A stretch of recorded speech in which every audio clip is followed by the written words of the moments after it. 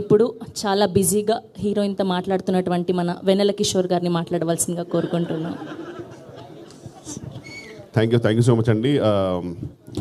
నేను చెప్పాలనుకుంది మొత్తం అరవింద్ గారికి చెప్పేశాను. సో అరవింద్ గారి అందరి సైడ్ నుంచి మాట్లాడుతాను. అబ్బా. So first of all thank you అండి. I want to thank Karthik Raju గారు. పాపం కన్సిస్టెంట్గా ఆయన అన్ని సినిమాలు పెట్టుకుంటారు. నెక్స్ట్ సినిమాలో కూడా నాది రోల్ ఉందని చెప్పారు. First of all thank you so much sir, really means lot. And Vidya గారు, రియాజ్ గారు, భాను గారు, thank you so much for the lovely treatment. And thank you so much for the sarvapindi. You really it was fantastic. And Srivishnu గారికి thank you so much sir. నిజంగా మొత్తం మిగతా అంతా pre రిలీజ్లో మాడదాం, కొంచెం హరి ఉంది.